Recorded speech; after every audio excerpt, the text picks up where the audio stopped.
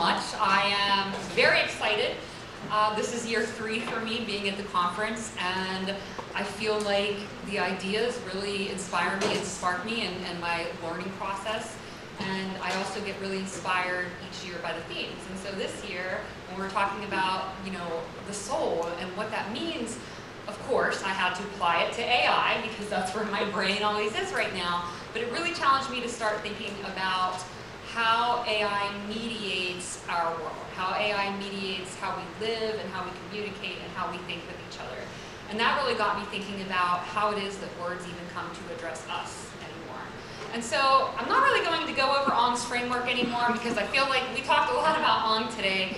I'll just talk a little bit about it as it applies to where I'm going with this. And then I want to talk about a new bias that we're seeing emerge. And from there, I'll talk about that bias being sort of this anticipation bias.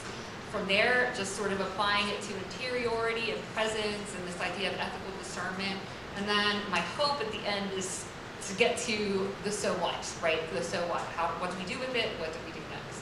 So for Ong, the biggest thing that I think that's important and relevant for the thought that I'm trying to build here is the difference between oral and literate cultures. So sort of some of the breakdowns are the idea that words exist as sound, which we've heard today, meaning and shared time, which of course we talked about today, interiority as a communal practice, we've heard that a lot today, and then we've certainly heard a lot about writing and literacy, and I'm going to skip because for me, what Ong has brought to my awareness and what's been very helpful is that he doesn't privilege or demonize either, right? So orality and literacy both have their own biases.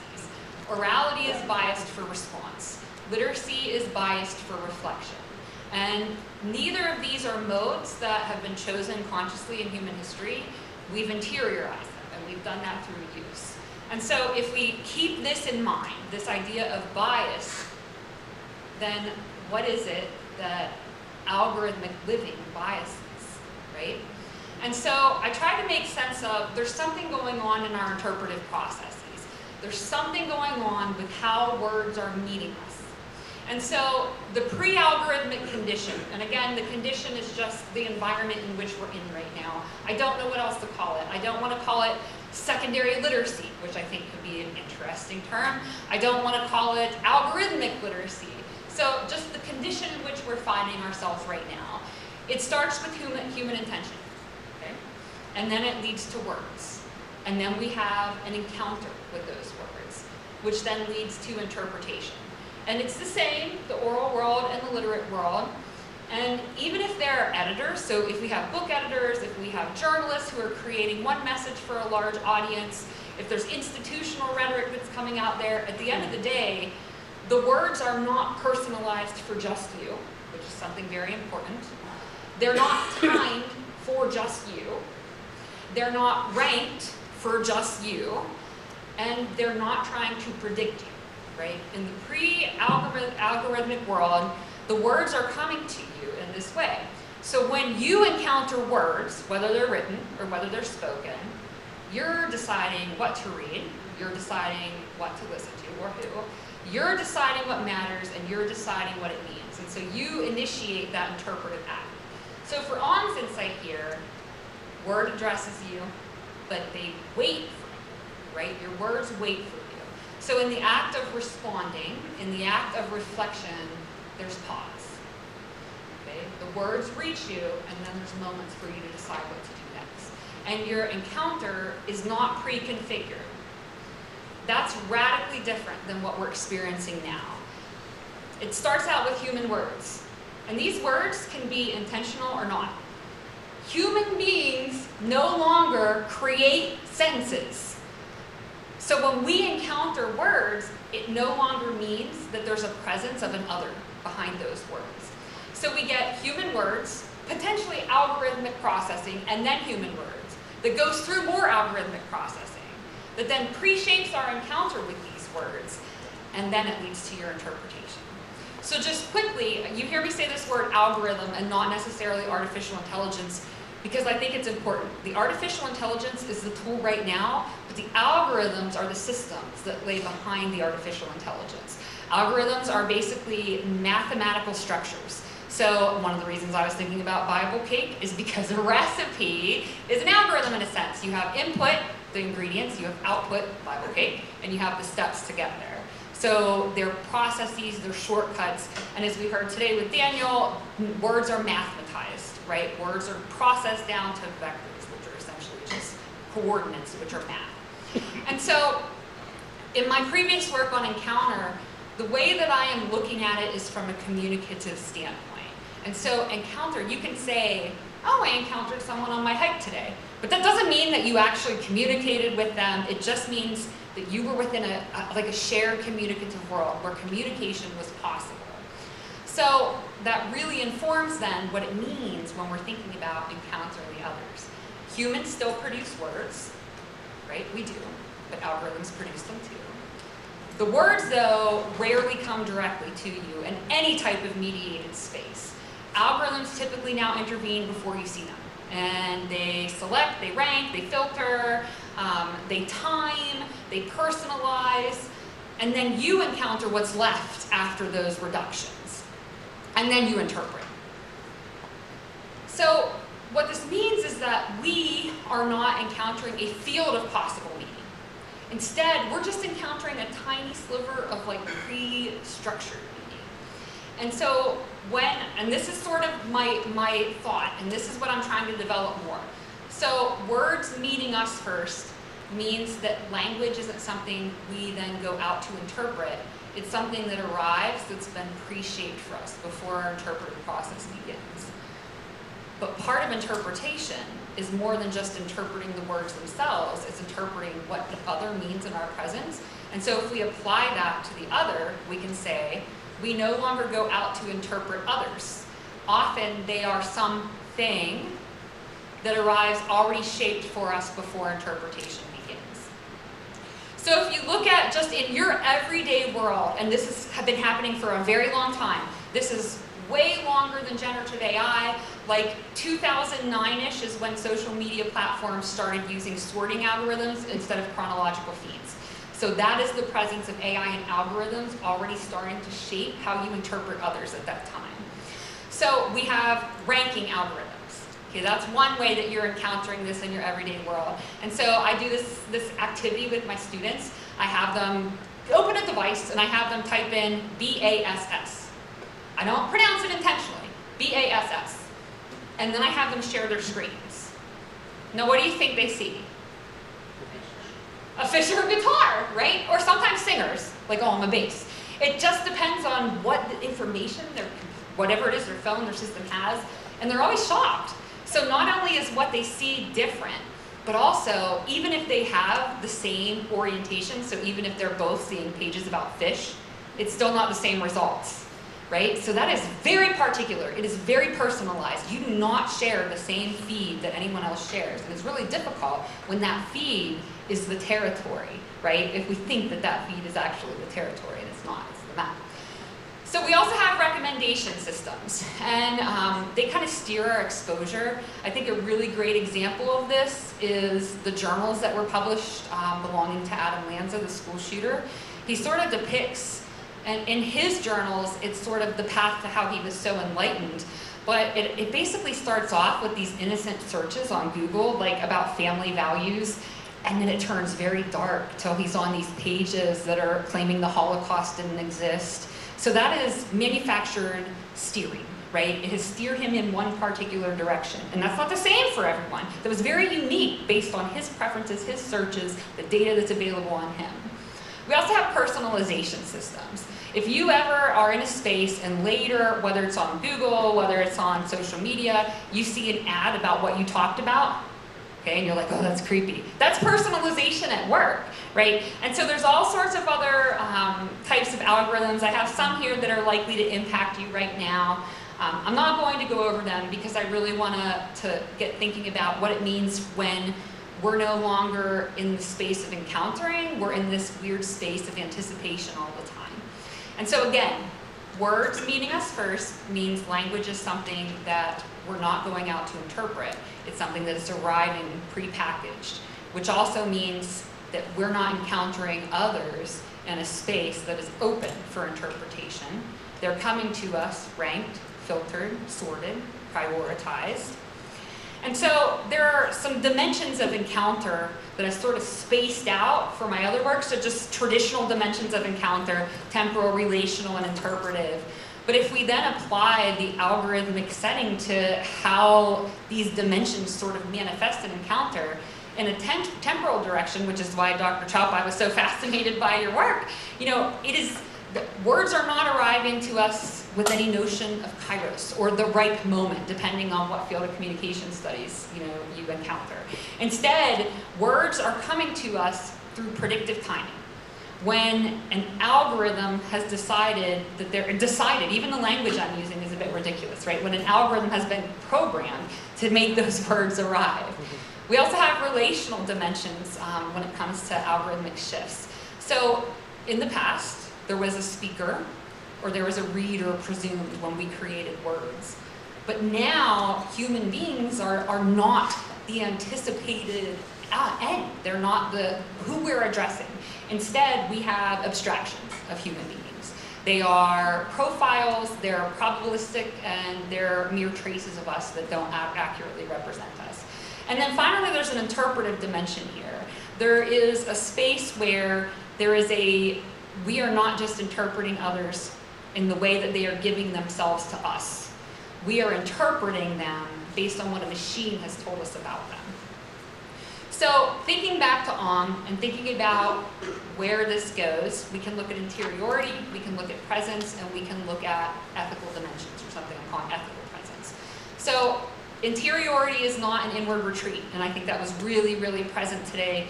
And I kind of see it as a cultivated capacity that's developed to interpret your world, words, others. And Ong said in Language as Hermeneutic, which I think is my favorite work of his, I don't know, maybe Presence is, but I really like Language as Hermeneutic. So Ong said there's no end to interpretation. For Ong, interpretation is about bringing out what is concealed, what we don't hear, what we don't see. That's the act of interpretation. And this requires a lot of hard work. It is not easy to interpret. It requires waiting. It requires uncertainty. It requires labor. It requires learning and life and experience and stories and dialogue. And those delays where this interpretation is developed and learned, they are not a human inefficiency. They're a machine inefficiency, but they're not a human inefficiency. And they're necessary for discernment. Now, we hear this word a lot lately, friction, right? Friction in learning. But it is important. And no matter how we want to say it, doing the hard living and the hard acts of being human are genuinely what allow us in the present moments of truth to be able to make the decisions that really help us flourish. And so when it comes to algorithms reducing that friction, they optimize for speed, for relevance, for engagement. And what they're doing is they're narrowing our choices and accelerating closure. And as I thought about Dr. Chaub's presentation today, again, that's what illuminated this for me. It is the lack of the practice moments. We need those moments of dialogue, of storytelling, of communal space, of shared presence to be able to practice making decisions. We tell our children stories so they can hear the good and the bad and not just say, I like this story better, but to really understand the meaning behind them.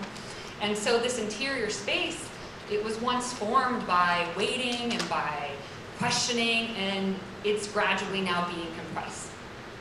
So in about 2019, so after the 2016 election, I was still trying to make sense of how people were being so mean to each other on social media. It was really hard for me. So, I was entering college when MySpace and Facebook came about, and when I was a teenager, there was AOL Instant Messaging, Yahoo Messenger, and it was such an amazing world to communicate and get to know others, and it turned so dark so fast. And I really was trying to make sense of it, and I came across the work of Dawn Eide, who's a phenomenologist and also was learning Ong at that time. And thinking about Dawn Eide and our relationships with technology, and then Ong, I started teasing out this idea of hermeneutic presence. So hermeneutic presence is just the idea that people are present to us in a way that requires interpretation.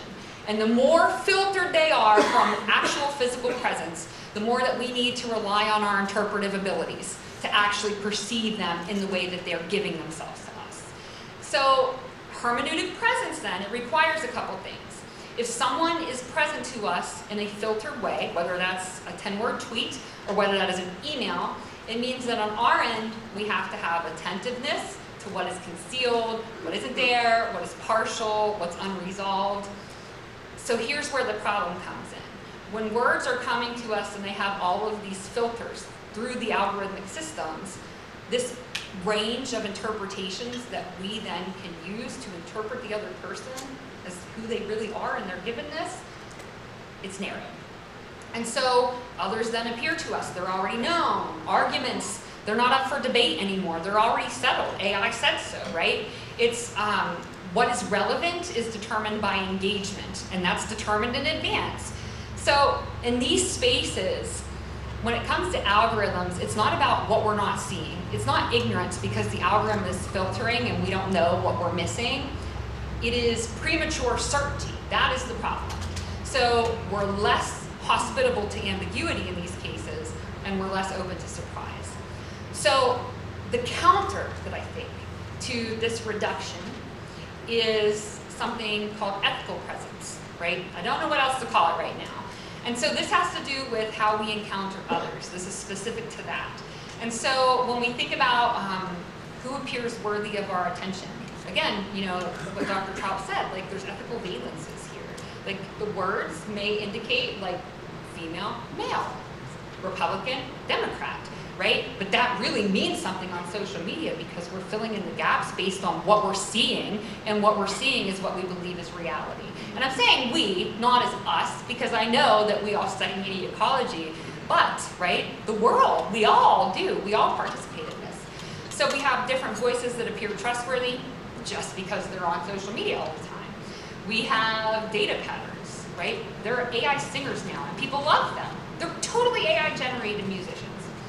So ethical presence then is just this way of being present to someone else in a way that allows you to remain attentive and responsive and to keep in mind that they're so much more than what has been predicted and present to you. And this does become harder to sustain, but it is something that can be cultivated. And so how then do we move to a space where words would address us well? Well, this is where I'm getting at. So again, I appreciated Dr. Trout telling us about what he's doing in his classes. So I could see us, for example, trying to foster interpretive processes that really cause friction with our students, right? In my classes for a very long time, we've avoided heated debates. That's kind of needed. Students need to know how to just disagree with each other and disagree with each other well. And so giving them moments to pause and think is important. Finding spaces to preserve ambiguity is really important, and remembering how important it is. In our culture, we have a real need to reduce uncertainty because it reduces anxiety, and in the algorithmic world, we don't have to have uncertainty anymore. I finished a paper recently, and I was really excited about hearing about the hearth today because it was called the algorithmic hearth. I was in the car with my kids, and I was trying to think about what would a world look like where we use these tools to support human flourishing. What would that mean? And so here's what my family came up with. We were driving on vacation, it was no tech, and we talked about this. They said, what if Netflix, we all watched it independently, but based on that data, it came up with family movies for family movie night, based on all of our unique individual interests. I would love that, because coming up with family movie night is an hour worth of stress and labor. Worth it, yes, but imagine technology that could facilitate that, right? Instead of facilitating personalization, screens, individual spaces. It brings us together. And then finally, the last part of this is just making the conditions visible, right? Making sure that what is concealed and why it's concealed is evident. So what are the stakes here? Orality teaches presence, literacy teaches reflection, and so what is algorithmic mediation teaching? I think at best, It helps us navigate an overwhelming amount of information in today's world, but at worst, it's foreclosing interpretive openness. And so it's not just changing what we know, it's reshaping how we come to know, how long we linger, how generously we interpret others and their words. And so these stakes, they're really important because they do concern the life of the soul. They concern the cultivated capacity that we all engage in as we grow as humans to attend, to discern, and to remain present to others. So for me, the task is not about whether algorithms are good or bad. Instead, it's to ask what algorithms are teaching us about how we need language and how we need truth, and then how we engage with one another.